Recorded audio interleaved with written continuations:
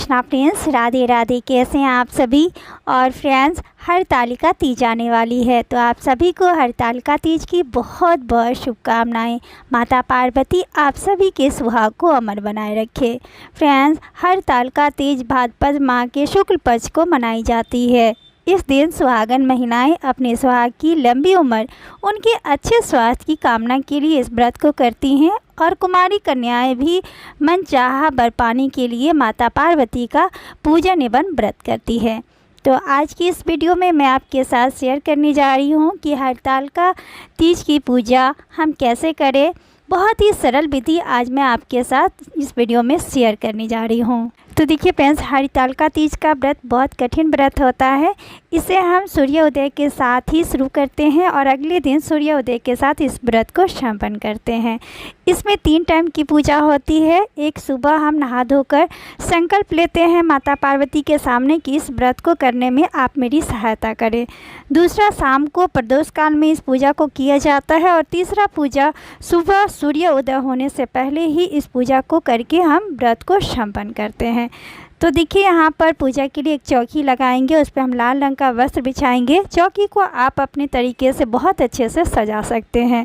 उसके बाद देखिए, चौकी पर यहाँ माता पार्वती, शंकर भगवान और उनके पूरे परिवार सहित यहाँ पे एक फ़ोटो लगाए हैं। उसके बाद इसमें कलश की स्थापना की जाती है। तो हम थोड़े से चावल बिछा के, एक लोटा में गंगा जल, थोड़ी सी अक्षत, रोरी, सुपारी, फूल और देखिए आम के यहाँ पे 5 या 7 पत्ते हम लगा लेंगे और एक कटोरी में चावल भरकर हम इस पे रखेंगे और इस पे हम एक दीप प्रज्वलित करेंगे।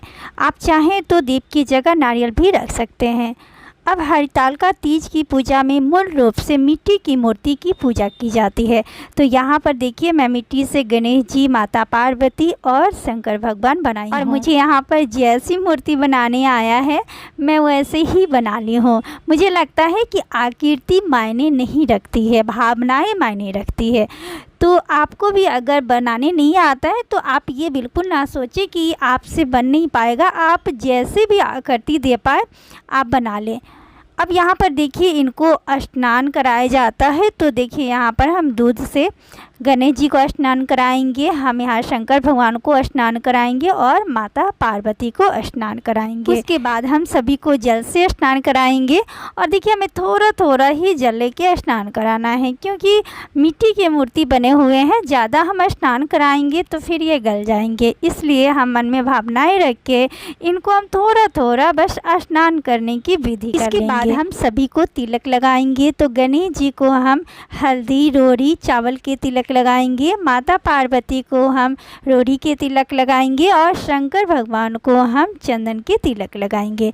यहाँ पर पूरे शिव परिवार को हम तिलक लगाएंगे। अब गणेश जी को हम दूल्हा अर्पित करेंगे, इन्हें हम फूल अर्पित करेंगे और माता पार्वती को आप लाल फूल ही अर्पित करें, क्योंकि माता पार्वती को लाल फूल ही अर्पित किया जाता है। उसके बाद हम शंकर जी को उनका पसंदीदा भांग, धतूरा, बेलपत्र सब कुछ हम उन्हें अर्पित करेंगे। फ्रेंड्स, हरतालिका व्रत का पूजा माता पार्वती ने जंगल में रहकर किया था और उनको जो भी जंगली चीज़ें मिली थी, भांग, धतूरा, बेलपत्र से उन्होंने पूजा किया था और उसी पूजा से प्रसन्न होकर भगवान शंकर ने माता पार्वती को अपने पत्नी के रूप में स्वीकार किया था। हरतालिका तीज का ही व्रत करके माता पार्वती ने शंकर भगवान को पति के रूप में प्राप्त किया था। ये भगवान शिव शंकर जी की पूजा में उनके पसंद की ही चीज़ें समर्पित करते हैं। उसके बाद हम गणेश जी को जनेऊ अर्पित करेंगे, शंकर जी को हम जनेऊ अर्पित करेंगे और माता पार्वती जी को हम श्रीफल अर्पित करेंगे। इसके बाद हम गौरी माता को 16 श्रृंगार अर्पित करेंगे और जो भी यहाँ पर हम सामान अर्पित कर रहे हैं उसमें से हम सभी सामान में से यहाँ गौरी माता का श्रृंगार करेंगे और हम खुद भी इस पूजन को 16 श्रृंगार करके ही इस पूजन को करना चाहिए। हाथों में आप मेहंदी लगा ले, पैरों में महावर लगा ले, आपके पास जो भी ज्वेलरी है वो सब ज्वेलरी पहने, आप 16 श्रृंगार करें। यहाँ पर मैं अपने हाथों में मेहंदी नहीं लगाई हूँ। देखिए, मेरे हाथ थोड़े से जल गए थे, इसलिए मैं मेहंदी नहीं लगा पाई और थोड़ा सा मुझे टाइम भी नहीं मिला था। उसके बाद देखिए, इनको हम बिंदी लगा देंगे। देखिए, श्रृंगार करने के बाद गौरी माँ कितनी सुंदर लग रही हैं, बहुत ही प्यारी लग रही हैं। हम इनको चूड़ी भी पहना देंगे। जो भी चूड़ी आप लाए हैं आप ग्रीन चूड़ी जरूर से माता रानी को यहाँ पर अर्पित करें। इसके बाद हम इन्हें भोग समर्पित करेंगे। तो भोग में देखिए चना चढ़ाई जाती है। उसके बाद आप घर में जो भी मिठाई या पकवान बनाए हैं वो सभी से यहाँ पर आप भोग लगाएं। देखिए मैं गणेश जी के लिए मोदक बनाई हूँ, लड्डू बनाई हूँ, यहाँ पर मैं इनको भोग लगा रही हूँ। आप जो भी मिठाइयाँ बनाए हैं या मार्केट से लाए हैं वो सभी आप यहाँ पे चढ़ा दें। उसके बाद एक लोटा जल रखेंगे, साथ में आप चाहें तो 5 प्रकार के फल यहाँ पर आप अर्पित कर सकते हैं, या जितना आप सक्षम हो आप इन्हें अर्पित करें। उसके बाद हम इन्हें धूप दिखाएंगे और धूप दिखाने के बाद हम इनको सुहाग देंगे। तो जो हमारे पास सिंदूरदानी है जिसमें से हम सिंदूर लगाते हैं, उसी में से हम माता पार्वती को यहाँ सिंदूर लगाएंगे। इसे सुहाग देना कहा जाता है। सिंदूर आप थोड़ा ज़्यादा ही लगाएं, क्योंकि जो सिंदूर आप लगा रहे हैं वही सिंदूर हमें अपने मांग में लगाना होता है। उसके बाद हम हरितालिका तीज की कथा सुनेंगे। तो देखिए इस तरह से हमें अपने हाथों में फूल और चने ले लेनी है। उसके बाद हमें कथा सुननी है।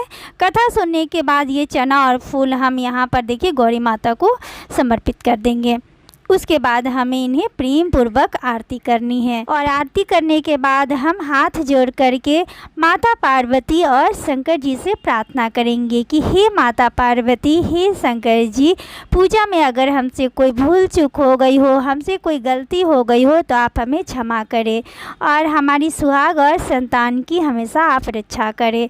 तो फ्रेंड्स ये पूजा आपको शाम के समय करनी है, और हरितालिका तीज की पूजा शाम को ही किया जाता है जब प्रदोष काल का समय होता है। व्रत के दिन आप सुबह के समय जैसे रोज पूजा करते हैं आप उसी तरह से पूजा करेंगे, और माता पार्वती और भगवान शिव शंकर जी के सामने हाथ जोड़कर संकल्प करेंगे कि हे माता पार्वती, मैं आपकी व्रत करने जा रही हूँ, कृपया आप मेरी इस व्रत को पूर्ण करने में मेरी मदद करें और मेरी मनोकामना को पूर्ण करें। उसके बाद हम इस व्रत को शुरू करेंगे। शाम के समय प्रदोष काल में हमें इस पूजन को करना है। अगली सुबह सूर्य उदय होने से पहले ही हम माता पार्वती और शंकर जी का पूजन करके इस व्रत को संपन्न करेंगे। और शाम में जो आप पूजा करेंगे, जो भोग लगाएंगे, तो उस भोग को आप अपने परिवार में सभी में बांट दें, लेकिन इस प्रसाद को आपको ग्रहण नहीं करने हैं, क्योंकि हरितालिका तीज की पूजा निर्जला व्रत होता है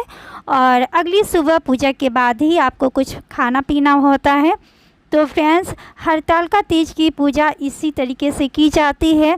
उम्मीद है कि आप लोगों को ये वीडियो अच्छी लगी होगी। वीडियो अच्छी लगी होगी तो कमेंट बॉक्स में हर हर महादेव ज़रूर लिखें। वीडियो देखने के लिए, अपना समय देने के लिए धन्यवाद।